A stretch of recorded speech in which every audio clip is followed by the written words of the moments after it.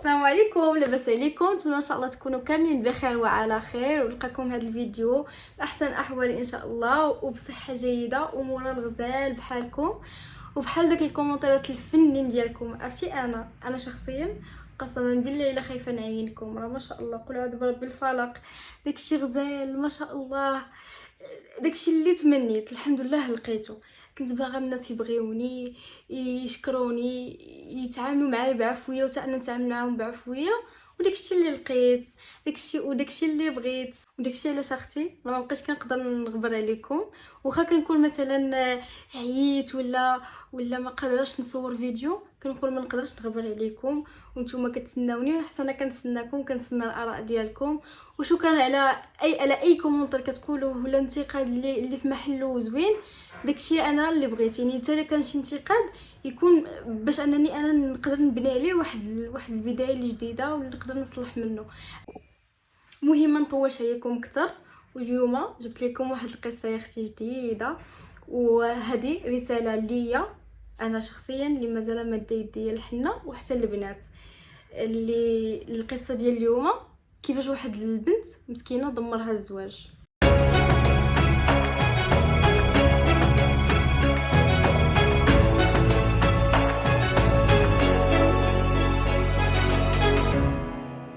وصاحبة القصة ديال اليوم اختارت انني نعاودها بصفتي انا اللي طرات ليا هادشي هذا.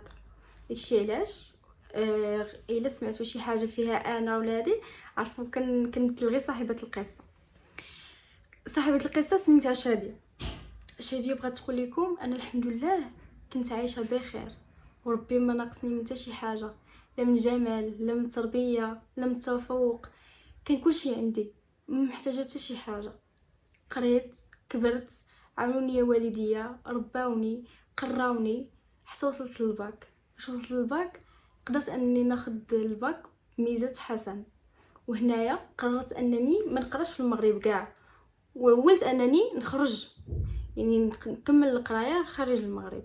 داكشي اللي كان تعذبوا والديا مساكن شحال جرجروا معايا، ومشيت لفرنسا، والناس اللي قراو تمايا غادي يكونوا عارفين كيفاش كدوز داك الاجراءات وكيفاش كيدوزوا داك المراحل. يعني كاين فيها شويه د العذاب، ولكن قدرت انني ندوز هادشي كامل ونقرا عامي الاول. وانا كنت ماشيه باش انني نختار الهندسه.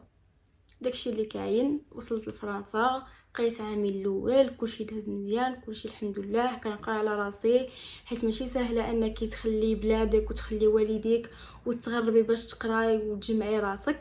يعني ما كنت باغا نضيع والديا كاع، وكنت ولا انني نقرا مزيان. وفعلا الحمد لله ربي وفقني وكملت داك عامي، كلشي داز على خير وبخير حتى وصل الصيف. كما كتعرفوا في الصيف ما شاء الله كيكثروا عندنا العراسات في المغرب، واللي كيتسنى حبابو واللي كيتسناو صحاباتهم يجيو. وداكشي اللي كاين في الصيف ديال داك العام عرضتني صاحبتي اللي قريبه ليا بزاف واللي مولفه انا وياها وعشنا الطفوله وبزاف د الحوايج. وما قدرش صراحه الله نبقى في فرنسا وما نحضرش العرسه. داكشي علاش قررت انني نهبط للمغرب. قديت راسي، راكم كتعرفوا العراسات المغربيه لا يعلى عليها. وجدت كشيطه، وجدت الكادو، مشيت شت مع صاحبتي، فرحت ليها الله يكمل عليها بالخير. كلشي داز هو هذاك داك العرس. كما كنعرفوا كاملين كنبغيو نخليو عندنا لي سوفونير وتصويرات ونصوروا بعضياتنا ونصوروا حبابنا. واخا انا هذاك العرس ما كانش ديال عائلتي، ولكن كنت باغا نخلي فيه الذكريات، خصوصا انا صاحبتي اللي قريبه ليا وغتزوج وغادي تبني حياتها. صافي تصورنا انا وصاحبتي وامها، كلشي كان داز مزيان. واحد الخاله ديالها ما حضراتش، صيفطوا لها التصاور. وهنا فين غادي تبدا القصه ديالنا. صيفطوا لها التصاورات، عجبتها سولت صاحبتي ليا، قالت لها واش هاد البنت كتعرفيها واش كلشي مزيان. وبدورها صاحبتي شكرتني ليها بزاف، بالحكم انه صداقتنا كانت مزيانه وعمرنا دابزنا، ما عمر بقى شي مشكل. يعني قالت لها راها مزيانه. علاش؟ قالت لها هنايا راني بغيتها لولد خالتك وبغيت نتزوج بها، بغيت نزوجها لولدي يا ربي، وشوفيها ليا، شوفي لي الراي ديالها. داكشي اللي كاين. وصلت لي انا صاحبتي الخبر، انا كنت ديك الساعه رجعت لفرنسا وبديت في عامي الثاني، وكنت ما في بالي حتى شي حاجه صراحه. الله فاش قالتها لي صاحبتي، قالت لي واش تبغي تزوجي، راه ولد خالتي راه خدام طبيب وعائله مزيانه وكل شيء بخير، كل شيء مزيان، ما غادي تحتاجي حتى شي حاجه، ما غتندميش. انا في الاول صراحه الله رفضت الطرف التام، وخصوصا انا كنت عارفه والديا ما غاديش يبغيو وما غيرفضوا ويعني حتى الدوله، هو كان ساكن في اوروبا ولكن ماشي في نفس الدوله اللي كنت انا فيها. داكشي علاش رفضت ورفضوا والديا، ولكن قدر الله ما شاء فعل.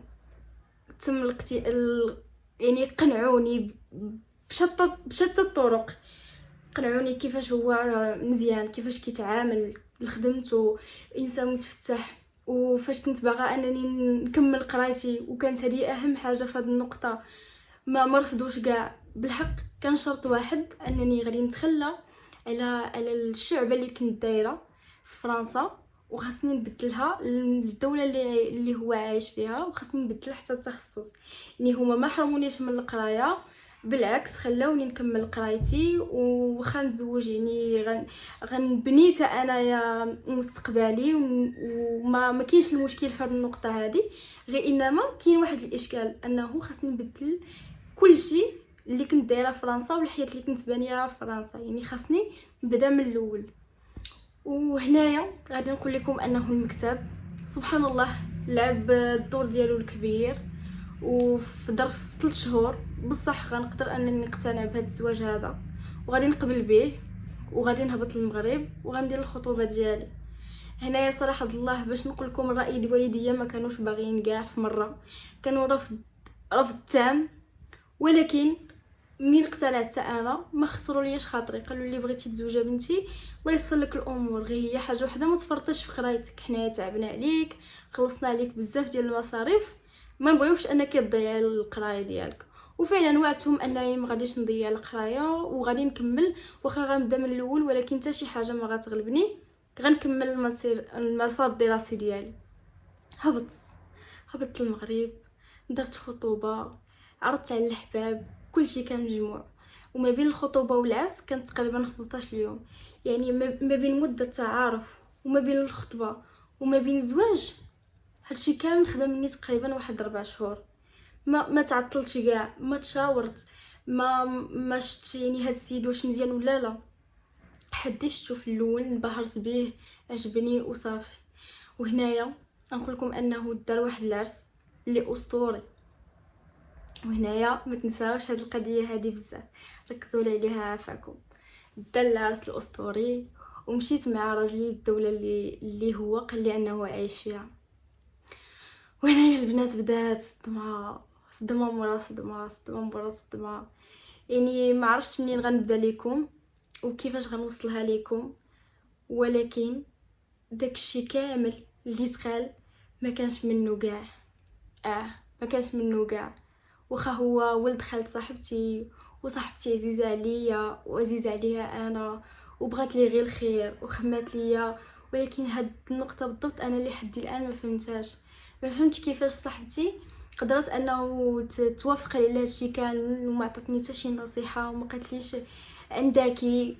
وحتى انا درت واحد الغلط كبير، انني ما سولتش عليه، ما عرفتش شكون هو، ما عرفتش عائلته، صافي درت ثقه وكان المكتب.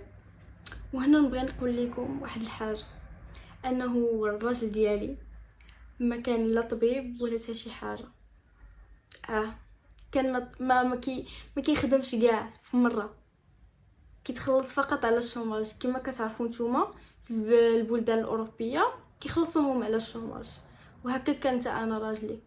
ومن الفوق ما بقاش غير فهادشي هذا، كانت البليه. البليه وهادشي انا كامل ما كنتش عارفاه. وعائلته ماشي من المستوى ديالنا كاع، وماشي بحال تربيتنا وماشي بحال ثقافتنا. لقيت كل شيء مبدل، وحتى القرايه اللي غادي تسولوني عليها وغتقولوا لي فين وصلتي وشنو درتي في داكشي كامل غادي تلغى. وغيهرسني بزاف حيت انا كنت على واحد الاحلام واحد اخرين، انا غنكون مهندسه وهو طبيب، وغنعيشوا السعاده ونعيشوا مزيان وحنايا في اوروبا ونولدو وليداتنا. ولكن هادشي كامل ما كانش منه، هادشي كامل انا عانيت منه وعشنا مع والديه. عشت الفقر، عشت الجوع، عشت الحقره، عشت الذل. حتى شي حاجه ما كانت من داكشي اللي كنت كنتمناه، ولا داكشي اللي كنت كنفكر فيه، ولا داكشي اللي تقال ليا. ما كانت حتى شي حاجه منه، فقط داكشي كان العكس ديالو.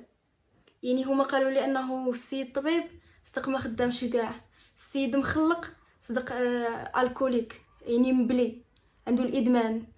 عائلته انهم في واحد المستوى اللي راقي وعالي، ما كانش منه كاع. دمرات حياتي. وهذا الشيء اللي غنقول لكم عشت فيه عامين ونص. البنات، عامين ونص وانا كنت مرمد، وانا ما قادره نخرج، ما قادره نهضر. عائلتي تقطعت بهم الاتصال كاع في مره، وعائلتي مساكن ما كانوا عارفين لاش مطري ليا ولا شنو واقع ولا كيفاش حالي. وتا الا هضرت معاهم ما نقدرش نقول لهم، كانوا ديما حدايا. ما نقدرش تنبكي في خاطري، ما كنتش نقدر حتى تنعاني. المعاناه حتى هي ما كدوش في خاطري. والحمد لله على كل حال، من بعد ما دازت داك العامين ونص واخيرا انني قدرت نهرب. قدرت نهرب ورجعت لبلادي ورجعت لوالديا. ونزيدكم من بعد هاد المعاناه كامله وهذا الشيء كامل، وانا ما كنت باغا منه والو، بغيت غير طلاقي. ما قدرتش نطلق، ما قدرتش نطلق. بغيت نرجع لقرايتي، ما كانش عندي كيف ندير. ولكن الحمد لله بإرادة الله وبالعزيمه حاولت انني ندير باك ليبر ونعاود من جديد.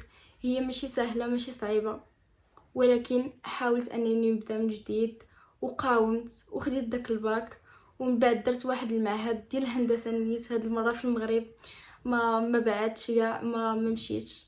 وحتى اون طون درت واحد الفورماسيون ديال الميك اب، كنت كنتعلمهم بجوج.